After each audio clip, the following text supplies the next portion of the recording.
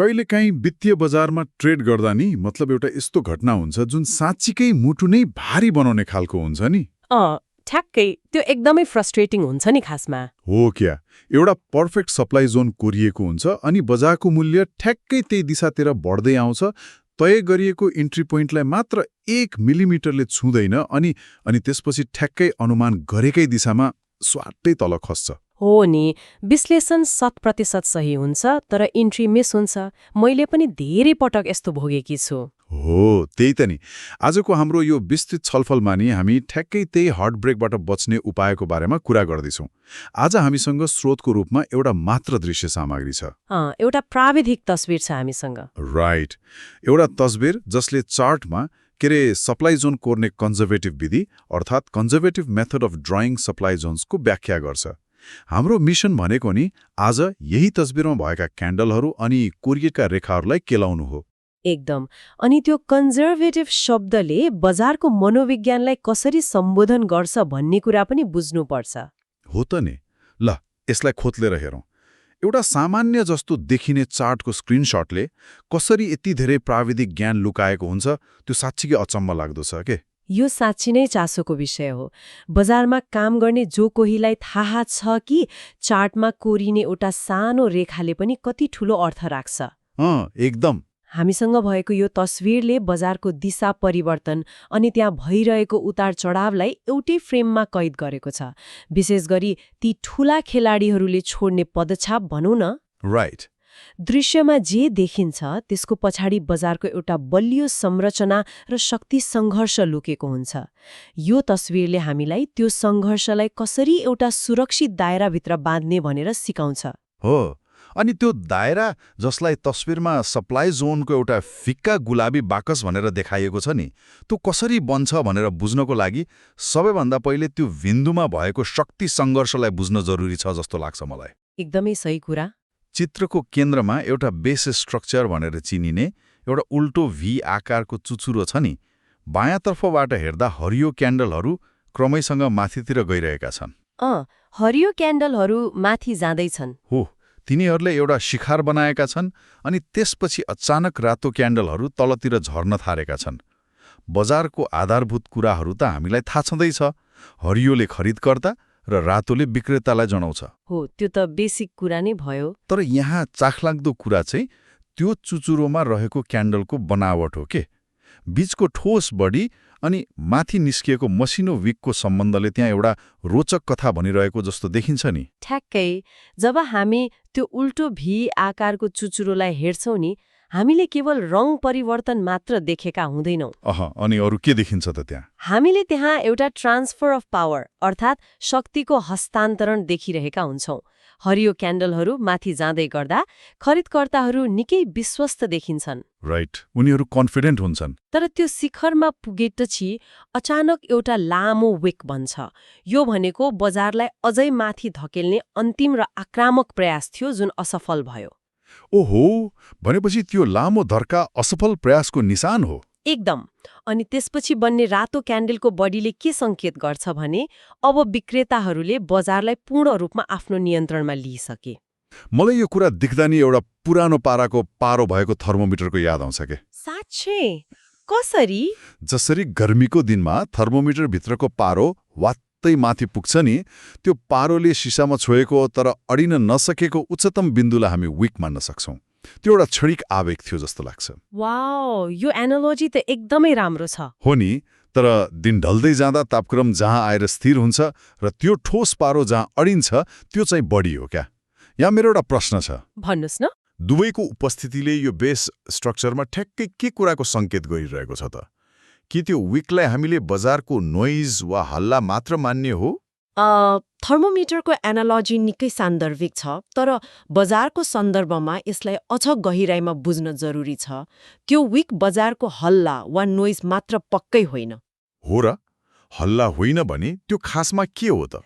प्राविधिक रूपमा भन्दा नि त्यो उच्चतम विक भनेको संस्थागत खेलाडीहरूले गरेको लिक्विडिटी ग्र्याब हुन सक्छ। Liquidity grab? हो, मतलब धेरै ट्रेडरहरूको स्टप लस भएको ठाउँमा मूल्यलाई पुर्याएर उनीहरूलाई बजारबाट आउट गर्ने र आफूले ठूलो मात्रामा बिक्री सुरु गर्ने बिन्दु। ओहो, भनेपछि त्यो थर्मोमिटरको उच्चतम बिन्दु जस्तो देखिने विक निकै महत्त्वपूर्ण रहेछ। एकदमै महत्त्वपूर्ण छ। अनि अर्कोतर्फ त्यो थर्मोमिटरको पारो जहाँ आएर अड्यो अर्थात् त्यो तल्लो रातो बढी नि त्यो झन महत्त्वपूर्ण छ। किन नि? किनभने त्यसले बजारमा साँच्चीकै भोल्युम कुन ठाउँमा स्वीकार गरियो र कहाँबाट विक्रेताहरूले स्पष्ट रूपमा बजारलाई तल धकेल्न सुरु गरे भन्ने ठोस प्रमाण दिन्छ। राइट, बुझेँ मैले। यी दुवै मतलब अस्थायी तर आक्रामक उच्चतम बिन्दु र ठोस रूपमा अडिएको बिन्दुको संयोजनबाट नै त्यो शिखरको बेस स्ट्रक्चरको पूर्ण चित्र बन्छ। यसको मतलब त्यो चुचुरोमा पुगेर फर्किँदा त्यहाँ युद्धको एउटा गतिलो डोब वा निशान छोडिएको छ, जसलाई हामी बेस स्ट्रक्चर भनिरहेछौँ। हो नि, एकदम सही बुझ्नुभयो। अब क्यान्डलहरूको यो मनोविज्ञान बुझिसकेपछि नि तस्विरमा यो चुचुरोलाई नाप्न र त्यसलाई एउटा घेराभित्र राख्नका लागि कसरी दुईवटा विशेष रेखाहरू कोरिएका छन् भन्ने कुरामा लागौँ न। किनकि समस्याको जड भनेकै यही हो खासमा। यो अस्तव्यस्त चुचुरोलाई एउटा प्रयोग गर्न मिल्ने जोनमा कसरी बदल्ने भन्ने कुरा हो त नि। कुनै पनि क्षेत्र वा सप्लाई जोन परिभाषित गर्न त्यसको सही सीमाहरू निर्धारण गर्नु अनिवार्य हुन्छ। यही नेर ट्रेडरहरूले सबैभन्दा धेरै गल्ती गर्छन् जस्तो लाग्छ मलाई। एकदम सही। त्यही भएर तस्बिरमा कोरिएको त्यो फिक्का गुलाबी रङको बाकसलाई ध्यान दिएर हेर्नुपर्छ। त्यसलाई सप्लाई जोन भनिएको छ। हो, अनि यसलाई आकार दिन दुईवटा डट डट भएका रेखाहरू प्रयोग गरेका छन् नि। माथिल्लो डट डट रेखालाई डिस्टल लाइन भनिएको छ, जुन त्यो शिखरमा भएको सबैभन्दा माथिल्लो विकको टुप्पोलाई छोएर कोरिएको छ। अनि तल्लो रेखा नि? तल्लो डट डट रेखालाई प्रक्सिमल लाइन भनिएको छ, जुन त्यो बेस स्ट्रक्चरको सबैभन्दा तल्लो बडीलाई छोएर कोरिएको छ। यहाँ कुरा साँच्चीकै रोचक बन्छ, अनि म अलिकति प्रतिवाद पनि गर्न चाहन्छु है यहाँनिर। पक्कै पनि भन्नुहोस् न, के कुरा खड्क्यो तपाईँलाई? हेर्दा यो अलि अनौठो र असन्तुलित लाग्छ क्या। एउटा रेखा सबैभन्दा माथिल्लो विकमा कोर्ने अनि अर्को रेखा तलको बडीमा कोर्ने, यो त अलिक कर्भ फिटिङ जस्तो या भनौँ अल्छी तरिका जस्तो भएन र? सुन्दा त्यस्तै लाग्छ। सामान्यतया चार्टहरूमा सन्तुलन वा सिमेट्री खोजिन्छ नि त। कि त दुवैतिर विकबाट विकसम्म कोर्नुपर्ने, कि त बडीबाट बडीसम्म कोर्नुपर्ने जस्तो लाग्छ मलाई त। धेरैले त्यही सोध्छन् सुरुमा। यसरी एउटा विकमा र अर्को बडीमा कोर्दा त जोनलाई जबरजस्ती ठूलो बनाएको जस्तो देखिन्छ। के यो आफू गलत हुनबाट बच्नका लागि गरिएको एउटा स्लपी वा अव्यवस्थित काम होइन र? मलाई त त्यस्तै लाग्यो। यो निकै महत्त्वपूर्ण प्रश्न हो, अनि धेरैले सुरुमा यसलाई यस्तै असन्तुलित वा अव्यवस्थित नै मान्छन् पनि। तर यहाँनिर हामीले एउटा कुरा बुझ्नुपर्छ। के कुरा नि? वित्तीय बजार कुनै ज्यामितीय कक्षा होइन जहाँ सबै कुरा ठ्याक्कै ऐना जस्तो सन्तुलित र सुन्दर हुन्छ। तस्विरले जान यो असन्तुलित तरिका अपनाएको हो र यो कुनै अल्छीपन पक्कै होइन। साँच्चै हो नि। यदि हामीले सन्तुलन मिलाउने नाममा विकबाट विक मात्र वा बडीबाट बडी मात्र लियौं भने नि हामीले त्यो शक्ति सङ्घर्षको एउटा महत्त्वपूर्ण पाटोलाई व्यवस्था गरिरहेका हुन्छौं। कसरी? अलिकति प्रश्न पार्नुहोस् न, यो कुरा अलिक कन्फ्युजिङ लाग्यो मलाई। अघि हामीले भन्यौं नि सबैभन्दा माथिल्लो विक भनेको खरिदकर्ताहरूको अन्तिम प्रयास वा लिक्विडिटी ग्र्याब हो भनेर। हो। त्यसलाई जोनबाट बाहिर राख्नु भनेको त्यो जोखिमपूर्ण क्षेत्रलाई व्यवस्था गर्नु हो नि त। त्यसैले माथिल्लो सीमा अर्थात् डिस्टल लाइन सधैँ उच्चतम विकमा हुनै पर्छ। राइट, त्यो त बुझेँ मैले। माथिको जोखिम समेट्नुपर्छ। अनि तलको कुरा नि? अब कुरा आयो तल्लो सीमा अर्थात् प्रक्सिमल लाइनको। यदि हामीले तल्लो सीमालाई माथिल्लो बडीमा मात्र राख्यौं भने हामीले त्यो बिन्दुलाई छुटाउँछौं जहाँबाट विक्रेताहरूले साँच्चीकै बजारलाई आफ्नो नियन्त्रणमा लिएका थिए। भनेपछि तल्लो बडीको छुट्टै महत्त्व छ। एकदम। त्यो सबैभन्दा तल्लो रातो बडी भनेको त्यो टर्निङ पोइन्टको अन्तिम कन्फर्मेसन हो। त्यसैले उच्चतम विकदेखि सबैभन्दा तल्लो बडीसम्म रेखा कोर्दा यसले त्यो सम्पूर्ण युद्ध मैदानलाई समेट्छ। यसले कुनै पनि महत्त्वपूर्ण गतिविधिलाई बाहिर पर्न दिँदैन। ओहो, अर्थात् त्यो परिवर्तन हुने क्रममा जे जति हलचल भयो त्यो सम्पूर्ण अर्डर फ्लोलाई एउटै बाकसभित्र पारिएको हो। ठ्याक्कै त्यही हो कुरा। सन्तुलन भन्दा पनि वास्तविकतालाई महत्त्व दिएको रहेछ। अब यो असन्तुलित देखिए पनि यसले कसरी सम्पूर्ण क्षेत्रलाई समेट्छ भन्ने बुझिसकेपछि हामी स्रोतको सबैभन्दा महत्त्वपूर्ण भागमा आइपुग्छौं। यो विधिलाई दिएको नामको कुरा हो, तस्बिरमा यो विधिलाई विशेष रूपमा कन्जर्भेटिभ विधि वा कन्जर्भेटिभ मेथड भनेर नामकरण गरिएको छ। तस्बिरको तलपट्टि सानो अक्षरमा एउटा स्पष्ट वाक्य छ। हो, त्यो वाक्यले यो सम्पूर्ण विधिको सार बोकेको छ नि। त्यहाँ लेखिएको छ कि In this scenario, we would draw the base structure from the highest wake and then the distal line भनिएको छ and the lowest body, जसलाई proximal line भनिएको छ. This is the conservative method of drawing your supply zones. हो, यस परिदृश्यमा हामी सबैभन्दा माथिल्लो विकबाट distal line र सबैभन्दा तल्लो बडीबाट प्रोक्सिमल लाइन कोर्छौं। त्यसो भए यो कन्जर्भेटिभ शब्दको वास्तविक अर्थ के हो त? म यसलाई एउटा माछा मार्ने जालसँग तुलना गर्न चाहन्छु। जालसँग? कसरी? मनु, नदीमा माछा मार्न जाँदा सानो जाल फाल्यो भने माछा जालको छेउबाटै फुत्केर जान सक्ने सम्भावना धेरै हुन्छ नि त। हो, एकदम। तर ठूलो र फराकिलो जाल फाल्यो भने माछा जालभित्र पर्ने सम्भावना निकै बढी हुन्छ। तल्लो बढीसम्म प्रोक्सिमल लाइन तानेर जोनलाई ठूलो बनाउनु भनेको त्यही जाललाई फराकिलो बनाउनु जस्तो होइन र? हो नि, एनालोजी एकदम सटिक छ। तर नि यहाँनिर मेरो अर्को ठूलो चुनौती छ के? भन्नुहोस्, जाल फराकिलो बनाउँदा के समस्या देख्नुभयो तपाईँले? समस्या के भने माछा त पर्छ, एन्ट्री त मिस हुँदैन, तर यो जाल ठूलो बनाउँदा मेरो जोखिम पनि त बढ्छ नि।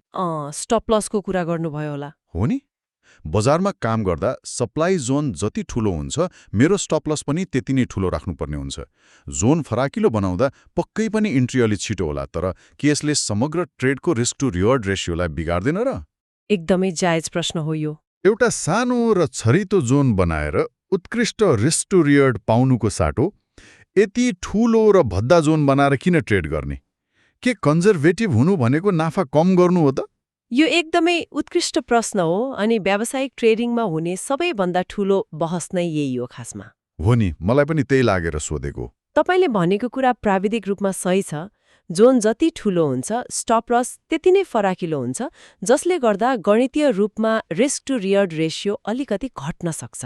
घट्छ नि पक्कै पनि। तर यो विधिलाई कन्जर्भेटिभ भनिनुको मुख्य कारण यसले दिने प्रतिफलको आकार होइन, यसले दिने कार्यान्वयनको निश्चितता वा एक्जिक्युसन सर्टेन्टी हो। कार्यान्वयनको निश्चितता, यसलाई अझै सरल भाषामा भन्नुपर्दा कसरी बुझ्ने? अघि सुरुमा हामीले जुन हार्ड ब्रेकको कुरा गरेका थियौं नि, बजार नजिकै आउने तर एन्ट्री नलिई फर्किने अवस्था। हो, मुटु भारी हुने छेड। बजारमा ठूला संस्थाहरू र ब्याङ्कहरूले साना ट्रेडरहरूको अर्डर कहाँ छ भनेर हेरिरहेका हुन्छन् नि त। यदि तपाईँले एकदमै साँगुरो र सानो सप्लाई जोन बनाउनु भयो भने ती ठूला खेलाडीहरूले तपाईँको जोनभन्दा थोरै तलबाटै बजारलाई फर्काइदिन सक्छन्। ओहो, भनेपछि उनीहरूले जानी जानी त्यसो गर्छन्? हो नि, जसलाई हामी फ्रन्ट रनिङ भन्छौं। उनीहरूले तपाईँलाई इन्ट्री नै दिँदैनन्। कन्जर्भेटिभ विधिले तल्लो बडीसम्म रेखा तानेर जोनलाई अलि तलसम्म ल्याउँछ। अनि त्यसले के फाइदा गर्छ त? यसको अर्थ तपाईँले बजारलाई आफ्नो अर्डर लिनको लागि धेरै माथिसम्म आउनुपर्ने बाध्यता राखिदिनु भएको छैन। रिस्क टु रिवार्ड अलिकति कम होला, तर तपाईँ त्यो हाई प्रोबेबिलिटी मुभमा सहभागी हुने सम्भावना कैयौं गुणा बढ्छ। वाउ, भनेपछि यो एउटा रणनीतिक ट्रेड अफ रहेछ नि त। एकदमै। उत्कृष्ट रिस्क टु रिवार्डको आशामा एउटा पर्फेक्ट तर कहिले ट्रिगर नहुने ट्रेड कुरेर बस्नुभन्दा अलिकति फराकिलो स्टप लस सहेर भए पनि बजारको त्यो ठूलो मुभमेन्टमा सहभागी हुनुलाई यहाँ प्राथमिकता दिएको रहेछ। हो नि, कुरा त्यही हो। कन्जर्भेटिभ शब्दले नाफा कम गर्ने भन्दा पनि आफूलाई बजारको खेलबाट बाहिर हुन नदिनु र ठूला संस्थाको फ्रन्ट रनिङबाट सुरक्षित राख्नु भन्ने अर्थ बोकेको रहेछ। बिल्कुल, जोखिम लिन नचाहने भन्नाले पैसाको जोखिम मात्र होइन, अवसर गुम्ने जोखिमलाई पनि कम गर्न खोजिएको हो खासमा। Right, risk of missing out भन्छन् नि। त्यही त। एउटा साँगुरो जोन बनाएर 10वटा उत्कृष्ट ट्रेड मिस गर्नुभन्दा एउटा फराकिलो जोन बनाएर 8वटा राम्रो ट्रेडमा नाफा कमाउनु बढी समझदारीपूर्ण हुन्छ। तस्बिरले सिकाउन खोजेको मुख्य कुरा नै यही हो नि। साँच्चै नै एकदमै ज्ञानवर्धक कुरा। अनुमान लगाउनुको सट्टा जे जति क्षेत्रमा गतिविधि भएको छ त्यो पुरै बेस स्ट्रक्चरलाई सम्मान गर्नु। आजको यस गहिरो छलफलमा हामीले एउटा मात्र चित्रको मद्दतले धेरै कुराहरू खोतल्ने मौका पायौं। हरियो क्यान्डलहरू माथि जाँदै गर्दा र रातो क्यान्डलहरू तल झर्दै गर्दा बन्ने त्यो शिखर अनि त्यसमा विक र बडीले प्रतिनिधित्व गर्ने शक्ति सङ्घर्ष साँच्चीकै महत्त्वपूर्ण रहेछ। हो नि, एकदमै धेरै कुरा समेटिएको छ एउटै चित्रमा। सबैभन्दा माथिल्लो विकमा डिस्टल लाइन राखेर लिक्विडिटी ग्राबलाई समेट्ने र सबैभन्दा तल्लो बडीमा प्रोक्सिमल लाइन कोरेर विक्रेताहरूको नियन्त्रणलाई मान्यता दिने यो असन्तुलित तरिकाले बजारको वास्तविकतालाई ऐना जस्तै छर्लङ्ग पारेको छ। एकदम। र विशेष गरी नै यो कन्जर्भेटिभ विधिले केवल रेखाहरू कोर्न मात्र सिकाउँदैन, यसले त संस्थागत खेलाडीहरूको मनोविज्ञान बुझेर आफ्नो एन्ट्रीलाई कसरी सुरक्षित र फराकिलो दायराभित्र राख्ने भन्ने रणनीति सिकाउँछ, जसले गर्दा ती मुटुभारी हुने मिस एन्ट्रीहरूबाट बच्न सकियोस्। हो, त्यो सानो तस्बिरभित्र लुकेको सावधानीको सन्देश नै यसको सबैभन्दा सबल पक्ष हो नि त। एउटा रेखा कहाँ कोर्ने भन्ने सानो प्राविधिक निर्णयले सम्पूर्ण ट्रेडिङ मनोविज्ञानलाई कसरी परिवर्तन गर्छ भन्ने यसले प्रश्न पारेको छ। राइट। बजारको हल्ला र वास्तविक अर्डर फ्लो बीचको भिन्नता छुट्याउन यो विधि एकदमै प्रभावकारी छ। मैले त धेरै ट्रेडरहरूलाई यो विधिबाट फाइदा लिएको देखेकी छु। साँच्चै नै आजको यो गहिरो अध्ययनबाट यो सप्लाई जोन कसरी र किन कोर्ने भन्ने त स्पष्ट रूपमा बुझ्यो हामीले। तर अन्त्यमा नि यो कुरालाई यहीँ नटुङ्ग्याई एउटा अर्कै पाटोबाट सोचौँ न। पक्कै पनि, भन्नुस् न, कस्तो पाटो? यो चित्रले हामीलाई विगतमा बनेका ती हरियो र रातो क्यान्डलहरू हेरेर भविष्यको लागि एउटा सुरक्षित र फराकिलो गुलाबी बाकस तयार पार्न सिकायो। तर एकपटक यो बाकस चार्टमा कोरिसकेपछि भविष्यमा जब हरियो क्यान्डलहरूको अर्को नयाँ र आक्रामक लहर फेरि माथि उक्लँदै आएर ठ्याक्कै यही सप्लाई जोनको तल्लो रेखा अर्थात् प्रोक्सिमल लाइनलाई छुन्छ, तब त्यहाँ कस्तो प्रतिक्रिया होला त? ओहो, यो त एकदमै गहिरो प्रश्न हो नि। के बजारले यो फराकिलो बाकसलाई एउटा अभेद्य पर्खालको रूपमा लिनेछ र तुरुन्तै तल झर्नेछ, वा त्यो फराकिलो क्षेत्रभित्र पसेर फेरि अर्को नयाँ शक्ति सङ्घर्ष सुरु गर्नेछ? साँच्चै नै सोच्न बाध्य बनाउने कुरा। यो एउटा यस्तो प्रश्न हो जसले आज सिकेको कुरालाई भोलिको लाइभ बजारको अनिश्चिततासँग जोड्छ। श्रोताहरूले यसलाई आफ्नो चार्टमा हेरेर पक्कै पनि परीक्षण गर्न सक्नुहुनेछ। यो अभ्यासले पक्कै पनि बजार बुझ्ने नयाँ दृष्टिकोण दिनेछ।